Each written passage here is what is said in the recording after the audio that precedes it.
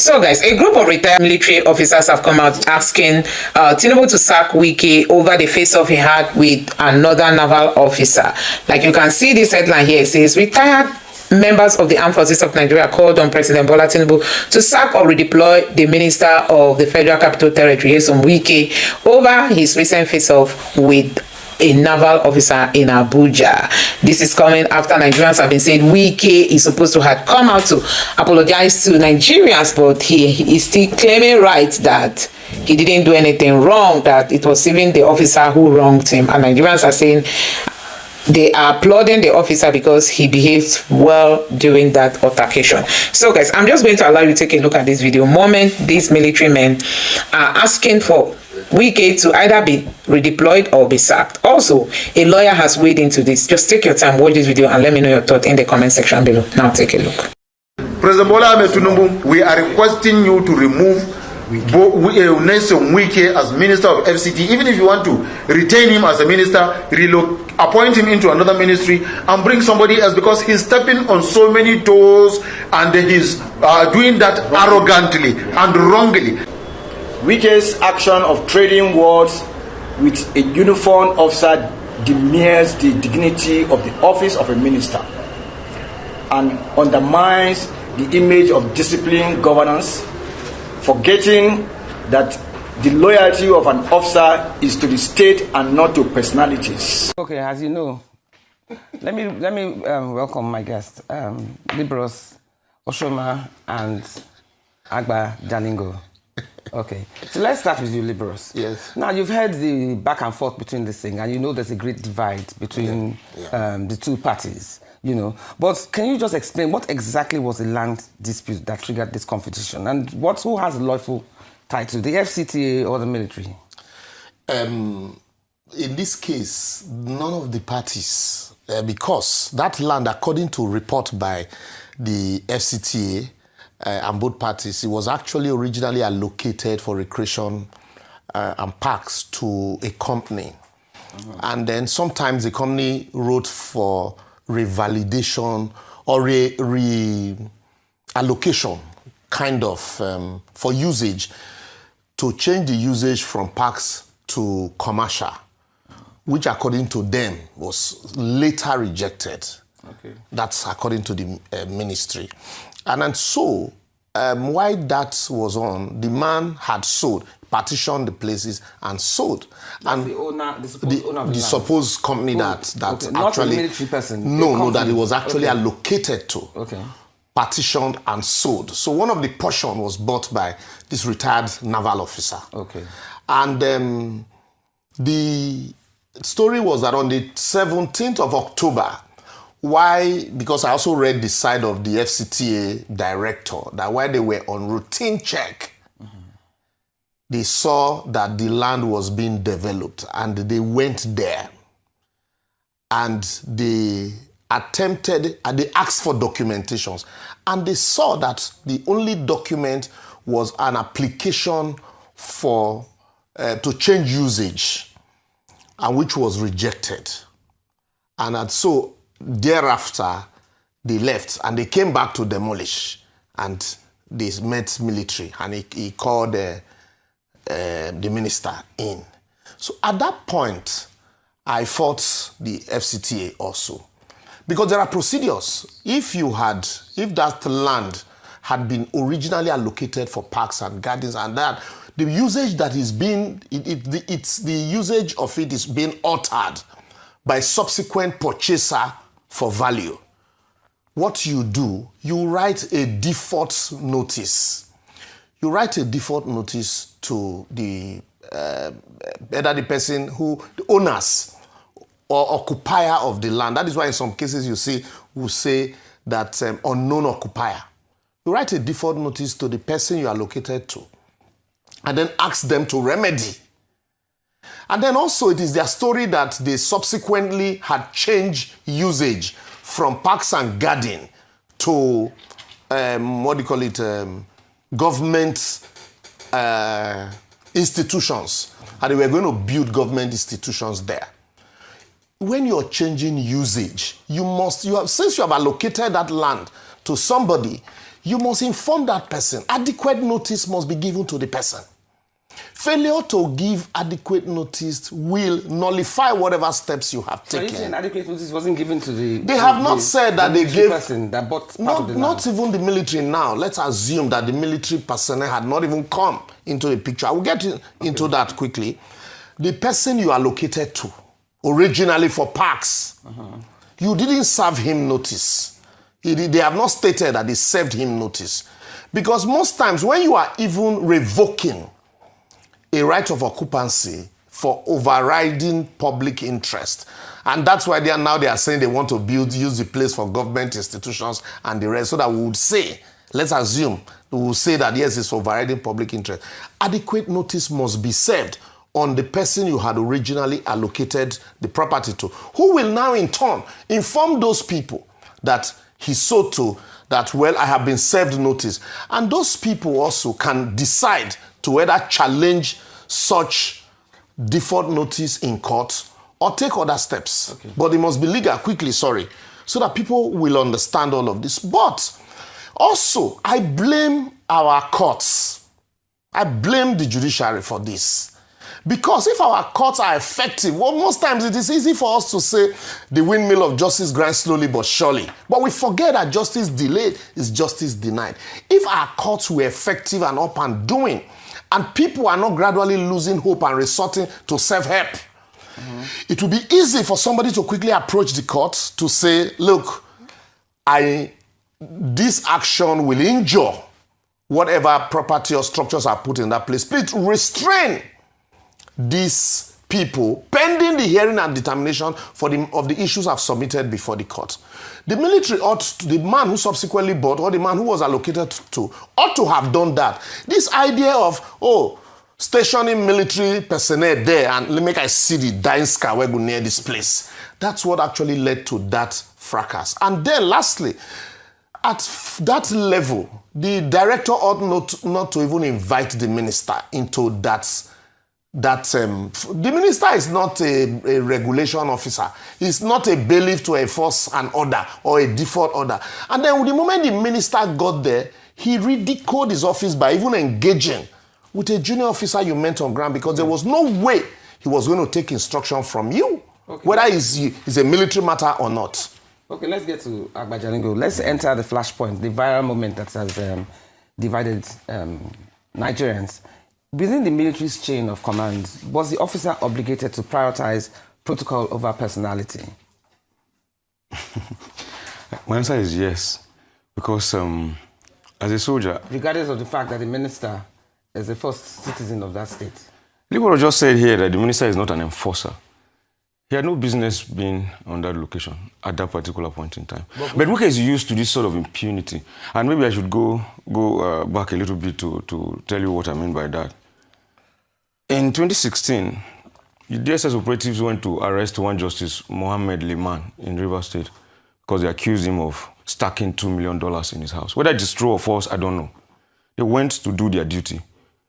Wike rushed there physically to go and confront the DSS operatives and stopped them from doing their job. In 2020, the police went to arrest Dr. Joy Nunye, the former acting MD of NDDC, in the middle of the night. Wike ran there himself in the middle of the night to go and prevent law enforcement from doing their job.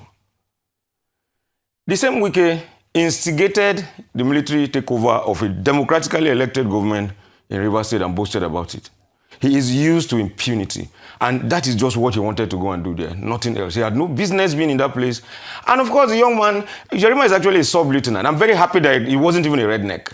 They told him, and I saw the video, when he was approaching, he told his men, take order, just take your positions. And he said, you can't go beyond this point. If I was in his shoes, I will do the same thing. I'm a soldier's son. I will do the same thing if I was in the position of Yerima. Because he had no business being there in the first place. If the person, the superior officer that sent me there has not asked me to stand down, I will not stand down. And you are talking about the 3-star general. Wike was saying, who is the 3-star general? What have politicians done for Nigeria? What have politicians done for Nigeria? In that same neighborhood, Air Commodore Abayomi, who served Nigeria for 34 years and was flying military fighter jets almost on a daily basis from Lagos to go and bomb rebel targets in Sierra Leone and Liberia. His only fault is that he did not steal. His only investment, a garden, Jazz and Blues in Abuja. This same Wike went there and demolished that place. And the man was showing papers, just like he's saying, the courts are not effective. I don't know whether the papers were authentic or not. But the man was even begging, give me 24 hours so I can pull my properties from here. They refused and demolished everything. And then these iron condemned people went there and stole everything that was demolished. These are people that have paid the price for Nigeria. I can't imagine, I don't know any problem that politicians have solved for us anyway. I do not know any problem that these politicians have solved since 1999. I don't know of any. But we are talking about soldiers who staked their lives to keep us safe. If they were not there, some bandits would have invaded Abuja right now. And I don't know if Wike can stand it. Because look at just some pulling of some rifles and he ran away. He couldn't even deal with a sub-lieutenant. And these are the human beings. It is a military. I cannot support military government, but I dare say I have sufficient courage to accept that it's the military that built Abuja.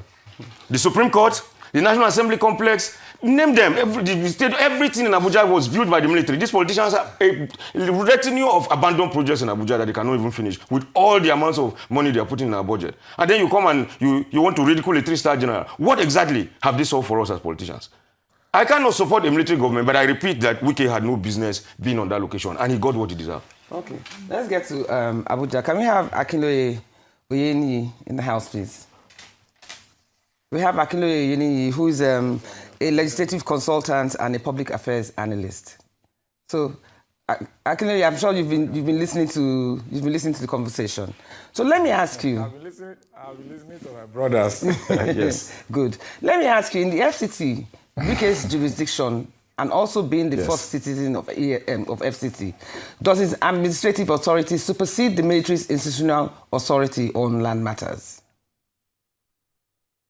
You see, if we want to go that route, I think, Wike is in that position for the president, because FCT land is vested in the office of the president and C in C.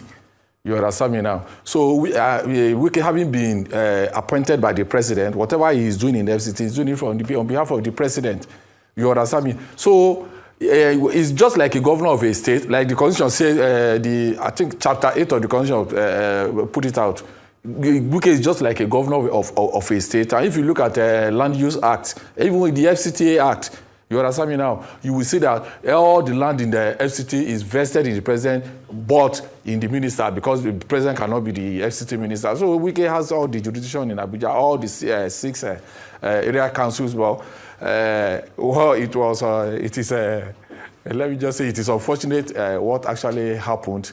But I think it's a very big sign that something is in the offing if care is not taken. Okay. You want to respond to that, Liberal? Yes, let's. I first and foremost want to quickly respond to what Jalingo said. Let's not over-eulogize the military. Uniform na cloth na tell this one. Okay. Fela said it clearly. If the military did not usurp our democratic dispensation, they won't be building Abuja. Let's get that clear. And then secondly, for Wike reports to the president the same way the people that sent Yerima also report to the president. So at that level, there are chains of command. Wike became so jobless in his office that he had to take over the job of a clerk. He left with his security aides, also, all of them. Imagine the man-hour and the financial resources that was wasted in that time that he left his office. He has other job to do. But like Jalingo said, because it is typical of him, he wants to be the Superman. Wike in shining armor. He was the one that went there. And then also, he ought to have understand as a lawyer that in the military, once a senior officer gives a junior officer command, even also another senior, take for example, let's say you have a squadron leader. That command was given by a general. Even if a squadron leader comes there, or let's say brigadier general, that boy will not have listened to him until the person who gave him the order or a superior officer, that is the Air Forces who acts. That's the position. So he also understands this thing, that when he got there, all he ought to have done would be, oh, you're here? Please, who sent you here? Let me know. And then you tell your men to back off. you go back, reappraise your file, and look at the appropriate notices be issued. And if everything had been done, what is the next thing to do? Okay, now that they have involved, he said the man is a private citizen. Yes, but he's a private citizen. Also, the Armed Forces Act empowers the military to ensure the protection of certain retired personnel. And so in that act, even though he's a private citizen, he's still liable to the institutions that he served and retired. And so that's why they are protecting him. So in protecting him, so what do you now do? You extend a letter to the CDS or the Chief of Naval Staff or to the President. And then the President can now call the CDS and the Chief of Naval Staff also to explain. The military also resorting to self-help. We have this impunity of,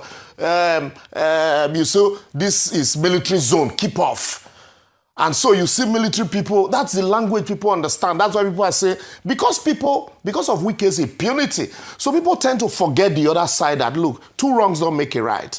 We also are encouraging this impunity of, okay, if I'm not a military, so Wike will just come and demolish my house. So that's the challenge. In Lagos State, now Lagos says they have extended, they've given amnesty for regularization. Have we ever heard that Abuja has given amnesty for regularization? These are things you do to encourage development. This idea of you want to allocate people's land or you revoke people's land and they go to court, you disobey court order, is what is encouraging this impunity and this resort to self-help. And so that's why I very pity my brother Oyeni, because this is a very difficult position to defend. Wike's position is a very difficult one to defend. It is not just unfortunate. I think at this point, the president should gradually begin to rein Wike in. Because, lastly on this, ordinarily, at that point, the moment your people called you, because from the narrative also, policemen had gone there and they refused them entry. The moment you notice that, he said they beat them. I don't know if that's true, but I didn't get that part of the story. It is not written anywhere, apart from Wike saying it. The moment that happened, you have the Inspector General of Police, you have the Chief of Army Staff, you have the Chief of Naval Staff, you are a minister, equating, a cabinet member. So, if your boy said we went on an errand and these people, chased us away, you can praise your document and then you reach out to the superior and it will be resolved at that level. You don't need, even if the man failed to call you, you call him. Okay. This idea of Obasanjo called me and this other person called me, it shouldn't even come into play. I keep hearing people saying he was representing the CNC and all that.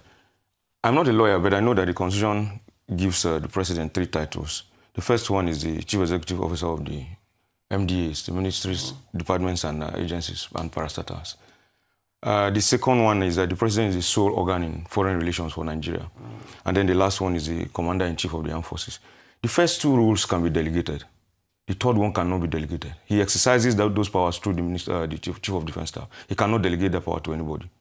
Yeah, in that same constitution. So people should stop saying that the sub-lieutenant should have obeyed Wike for whatever reason. He said that the minister was performing his statutory duty. Yes, as far as land allocation is concerned. Yes, and that any occupier of land must allow the minister or governor to enter. Yes, as far as the land allocation is concerned. Yes. But people should stop making it look like Wike is standing before Yerima was the commander-in-chief of the armed forces. Do you agree that Lieutenant Yerima was wrong? No, he wasn't. He was obeying orders. But Femi Falana, in your legal... I think he wasn't wrong. That's my own opinion. Was performing his statutory duty. It is not Yerima that is standing there. It is the general that sent him.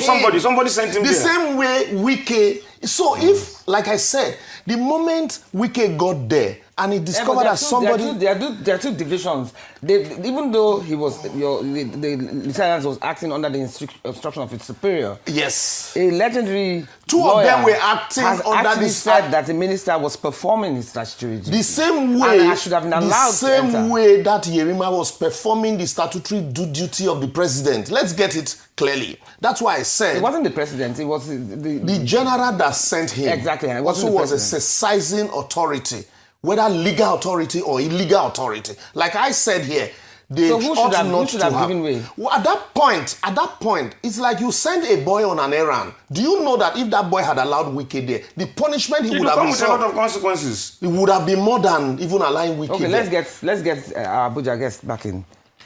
Oyeni, okay, you've been hearing. Thank God you've been listening. Correct.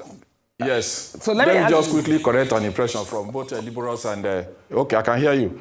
No, go on, correct your impression first before I ask my question. Go on. So let me just quickly correct an impression both by liberals and Agbajalingo. I'm not here for Wike. You might have, two of you might have taken position to support the military or to support this thing because maybe you don't like Wike or whatever.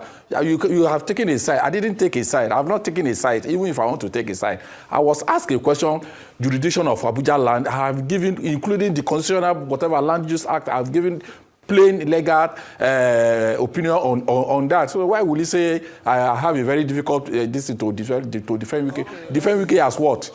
Not verse. Are they in the Lagos studio? I'm coming. Are you in the Lagos studio to defend Yerima?